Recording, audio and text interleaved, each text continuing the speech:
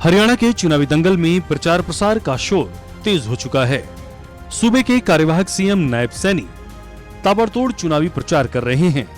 कालका में कार्यवाहक मुख्यमंत्री ने जन आशीर्वाद रैली की और कांग्रेस पर जमकर प्रहार किया और कहा कि हमारे 56 दिन कांग्रेस पर भारी पड़े हैं।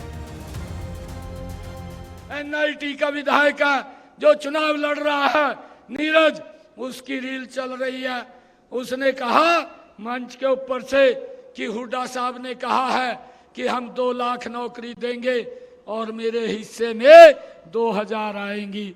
भाइयों, फिर ये 2014 से पहले जो भ्रष्टाचार चलता था नौकरियों में, जो युवाओं का विश्वास उठ चुका था कि नौकरी पढ़ने से नहीं, नौकरी तो किसी के चक्कर काटने से मिलेगी।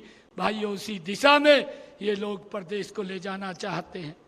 भाइयों, एक और इनका दूसरा विधायक असंध से वो ये बोलता है, मन से ये बोलता है कि हमारी सरकार आ रही है और सबसे पहले तो मैं अपना घर भरूंगा। और फिर कहने लगा, कहा जो मेरे रिश्तेदार मेरे चुनाव में आ रहे हैं फिर उनका घर भरूंगा, बाकी जनता भाड़ में जाए, किसी से कोई मतलब नहीं है। भाइयों, इनकी सोच, इनका जो कार्य रहा है आज वो हमारे सामने फिर दिखाई दे रहा है। कार्यवाहक सीएम नायब सैनी ने हिमाचल सरकार का उदाहरण देते हुए कहा कि पड़ोसी राज्य हिमाचल के पास कर्मचारियों को वेतन देने के लिए पैसे नहीं हैं। ये स्क्रिप्ट लिखी गई, ये जाकर के हिमाचल में उतार दी। वहां पर इन्होंने वायदे किए और वही जाकर के कर्नाटक में उतार दी। वहां पर वायदे किए और वही उन्होंने स्क्रिप्ट जाकर के तेलंगाना के अंदर उतार दी। भाइयों, आपके तो पड़ोस में हिमाचल प्रदेश है, आपकी तो बाउंड्री हिमाचल को लगी हुई है। आप वहां पता कर सकते हैं। कांग्रेस ने जो वायदे किए थे, कांग्रेस ने कहा था कि हम हर वर्ष 1 लाख युवाओं को सरकार की नौकरी देंगे। भाइयों, दूसरा ये कहा था कि हम हिमाचल की बहनों को 1500 रुपए महीना देंगे।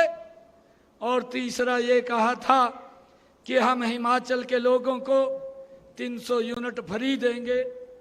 भाइयों, आपके तो पड़ोस में हिमाचल है, 2 साल हो गए हैं सरकार को बनी को, आज तक एड भी नहीं निकाली, एक बच्चा भी नौकरी पर नहीं रखा है। वहीं कालका से पहले कार्यवाहक सीएम ने शाहबाद में भी चुनावी हुंकार भरी थी। कांग्रेस सांसद कुमारी शैलजा के प्रचार में न आने के मुद्दे पर बोलते हुए कार्यवाहक मुख्यमंत्री नायब सिंह सैनी ने कहा कि शैलजा दलित और कांग्रेस की बड़ी नेता हैं। कांग्रेस ने हमेशा दलितों का शोषण किया है। कुमारी शैलजा दलित नेता है, बड़ी नेता है, और कांग्रेस पार्टी दलितों को देख करके कि ये क्यों बड़ा हो गया, उसका शोषण करते हैं, उसको दबाने का काम करते हैं, उसकी आवाज़ दबाने का काम करते हैं। पहले अशोक तंवर की दबाई, अब शैलजा की बारी है। अब शैलजा की आवाज़ दबाने में लगे हुए हैं, परंतु वो महिला है। मैं इनसे कहना चाहूँगा कि दलित समाज का योगदान बड़ा है। आप लोग अगर पैसे वाले हैं हुड्डा साहब, तो गरीब व्यक्ति की मेहनत है और मेहनत के ऊपर इस प्रदेश को आगे बढ़ाता है।